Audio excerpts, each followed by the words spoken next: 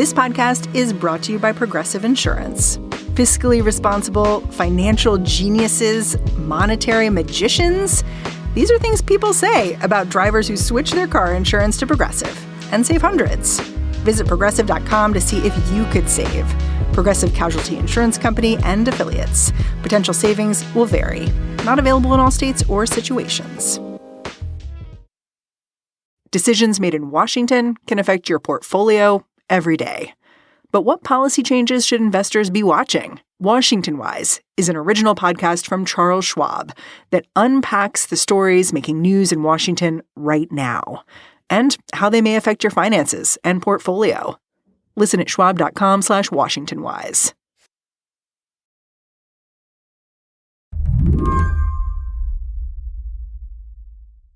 Jamelle, do you believe the hype about history repeating itself? I believe the aphorism from Mark Twain, I believe, that history doesn't repeat itself, but it rhymes. Jamelle Bouie is a columnist at the New York Times. I'm skeptical of history repeating itself literally because the past is just a different place than the present, right? But there are certainly recurring forces and archetypes. I called Jamelle up because I've been noticing him draw parallels between what's going on in the U.S. right now and a totally different period of American history. Most people label this period of time antebellum, the decade or two right before the Civil War. Back then, the country was a loose coalition of states. About half of those states allowed slavery. The others didn't. If you received a certain kind of education, you will hear something to the effect of the Civil War was fought over states' rights.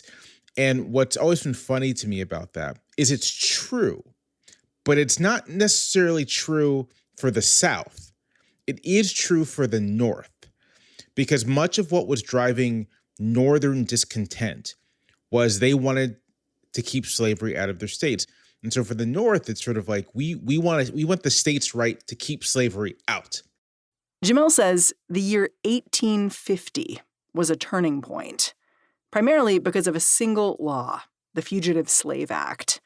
It mandated that free states return runaway slaves, even incentivized those states to send free people into slavery. It just practically speaking, it's what's happening with ICE, right? Like it's not actually all that different here. It is federal agents going into communities and snatching people on suspicion of being illegal and then whisking them away to detention centers where they may or may not be deported to places they've never even been. I said at the beginning of our conversation, I'm not one for history repeating itself in rhymes, but like as far as rhyme schemes go, this is a very simple one. Oh, and one more thing. This law had consequences. It completely inflamed things. It is simply one of the most important laws ever passed in American history, not because it's good, notoriously bad piece of legislation, but because of what it represented and what it did to the nation's politics to kind of force onto the rest of the country a set of policies, a set of approaches, a set of views about how the law should work on people who didn't want it.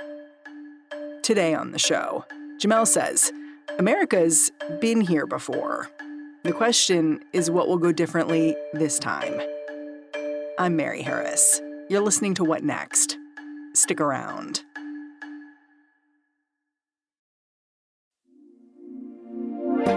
This podcast is brought to you by Progressive Insurance. Do you ever think about switching insurance companies to see if you could save some cash? Progressive makes it easy. Just drop in some details about yourself and see if you're eligible to save money when you bundle your home and auto policies. The process only takes minutes, and it could mean hundreds more in your pocket. Visit Progressive.com after this episode to see if you could save. Progressive Casualty Insurance Company and Affiliates. Potential savings will vary. Not available in all states.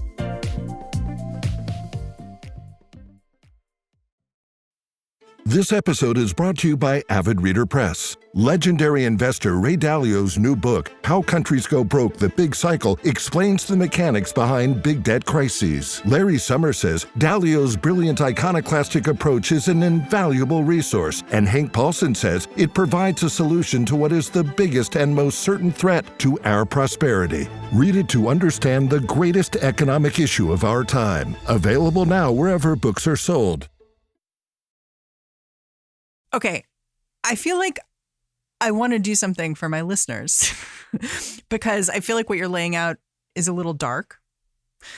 It may feel dark to them, but I do think it's useful to specifically go through and talk about how this Fugitive Slave Act period did remake politics in a way that anti-slavery activists gained more and more power. I know you spent some time thinking about Charles Sumner, and I think he's a really interesting case because when the Fugitive Slave Act was put in place in 1850, he's a lawyer in Boston, right? Right. How does the Fugitive Slave Act change what he does for a living? Like, how does it spur him to action? Yeah. Sumner's always been anti-slavery. He grows up in Boston's Black community. He's an early example of the power of integration to really change people's worldviews and minds. So he's always been anti-slavery.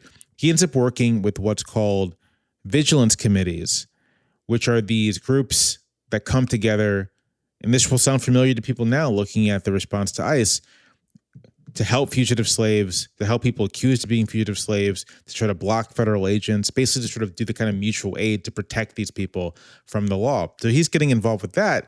So he'll go to court and represent people? Right. Go to court, represent people, help raise money for legal defense. And it's through this that Sumner gets pushed into politics by people who are like, this guy who is extremely smart, very eloquent, a great speaker, a large and imposing looking human being. He's like 6'4", broad chested. Like he's a big guy.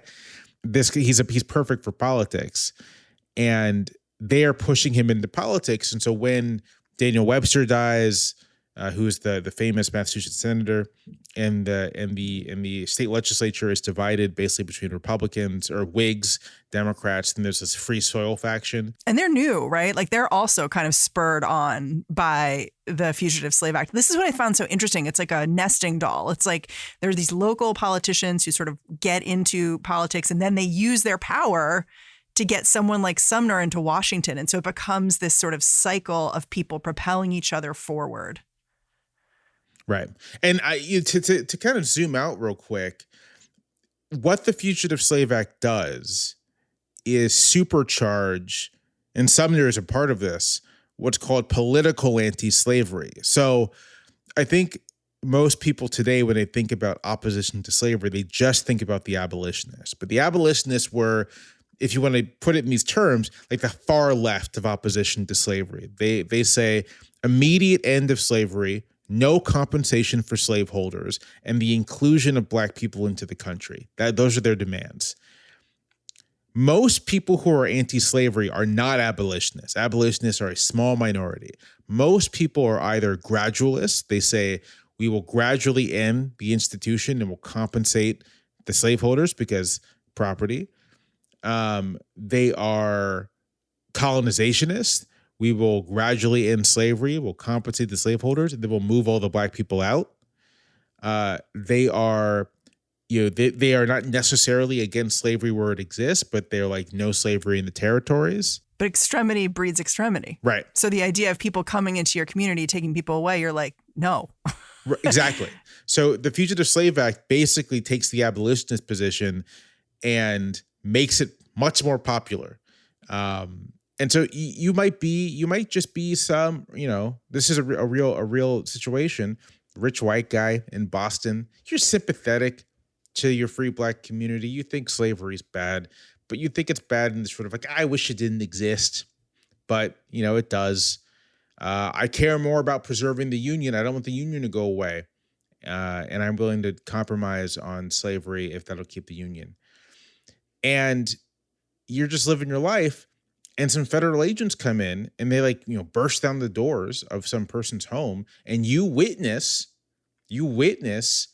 someone that you might even know, local craftsman, someone you see on the regular, maybe owns a business, being dragged out of their home, being accused of being a slave. And you're like, what? Your reaction is that this is unacceptable. Like, where's the due process? Where's the fairness? We don't have slavery here. Who gave these people a right to come in here and take this man? And this experience turned you from being someone who's just sort of like, slavery's bad, and I'm going to quote here, to being a stark, raving mad abolitionist. You're like, no, this has to end now. And this was what was happening as a result of this law all throughout the North. You had white citizens who ordinarily might not have become anti-slavery radicals, but are witnessing and hearing of man stealing, that's what they're calling it, kidnappings, renditions, and it's driving them to a much more aggressive place than they would have been otherwise. And it's driving them to pressure their lawmakers to be much more aggressive. That in turn drives the Southern lawmakers into even more radicalism and paranoia, because they're like, why won't these Northerners just get with the program? Why won't they just follow the law? And the broad picture is that, so much of the conflict of the 1850s doesn't happen without the emergence of like a mass public that is genuinely anti-slavery and kind of open to more and more aggressive methods to push back on slavery. And that the development of that mass public is tied up in the Fugitive Slave Act. It's the imposition of the slave power that is creating the conditions for this mass anti-slavery public. After the break, how the growing anti-slavery movement created a whole new political reality in the lead up to the Civil War.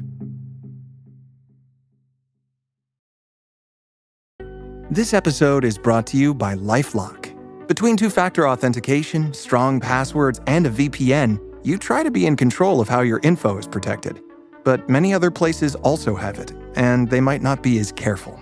That's why LifeLock monitors hundreds of millions of data points a second for threats. If your identity is stolen, they'll fix it, guaranteed, or your money back. Save up to 40% your first year. Visit LifeLock.com/podcast for 40% off. Terms apply.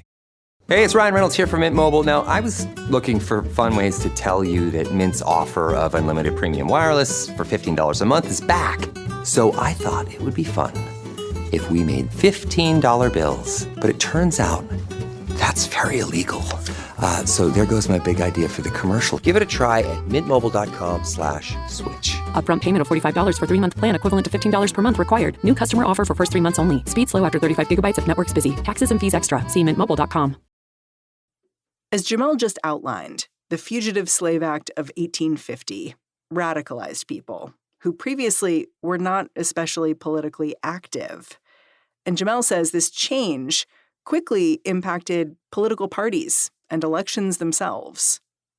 I'm going to really emphasize the development of this mass public, because I think it helps make things later on in the decade more legible. Like, why is it that how is it that Abraham Lincoln is able to win the White House? Like, how are the Republicans, who are a new party, basically within 2 cycles able to win the presidency? And Lincoln had lost a bunch of elections.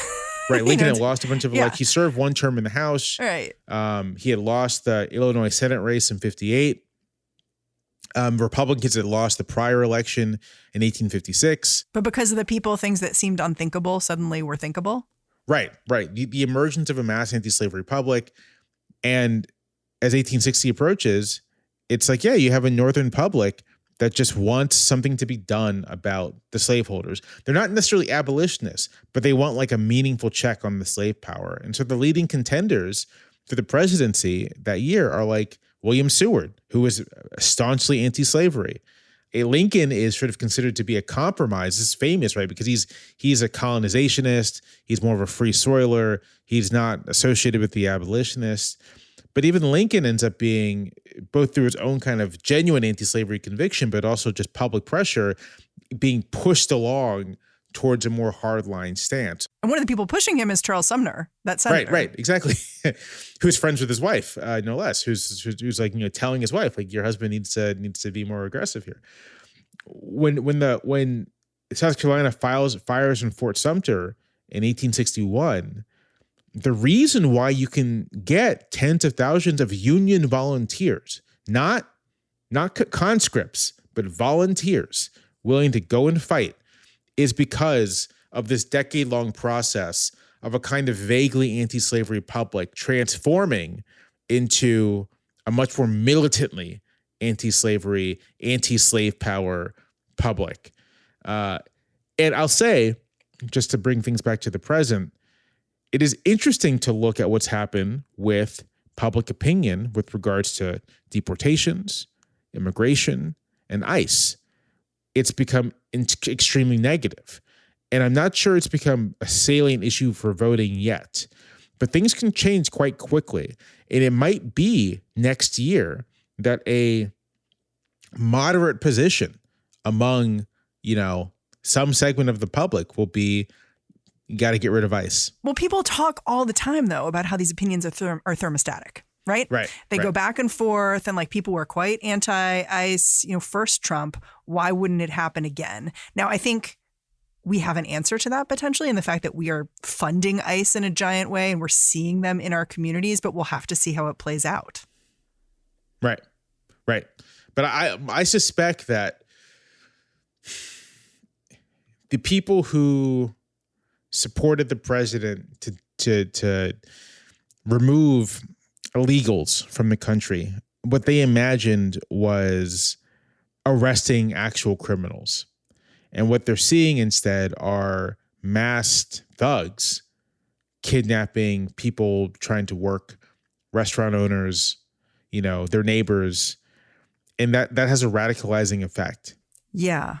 I mean, one thing that seems different to me between the 1850s and now that I would love you to weigh in on is that President Trump is driving what's happening now. He's really in the driver's seat. And it feels to me when I look at the history that Congress was the driver of what was happening in the 1850s. And like you look at, for instance, James Buchanan, his inaugural address from 1857. And he's basically like, I hope we can set aside this slavery thing and just, let's not deal with that and get to more pressing matters.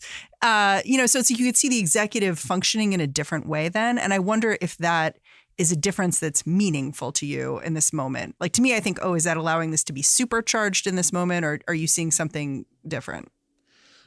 Well, I should say real quick about the Buchanan inaugural address. He's writing that, he's giving that as he knows that Roger Taney, the Chief Justice of the Supreme Court, is working on the opinion in Dred Scott. So he's communicated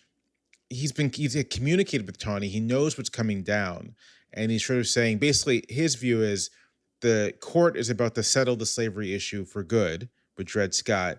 And so we can just not worry about it anymore. And Dred Scott, of course, kicked off the Civil War. Right, more or less. Dred Scott says Black people can't be citizens. And if the Fugitive Slave Act inflamed things, and Dred Scott basically made some kind of conflict inevitable. It really was the spark that lit the fire. I think you're right to note that then the president, Buchanan, who wasn't a particularly strong president for the era, is operating in a context of just like relatively weak presidents. Congress really is the driving force in national government.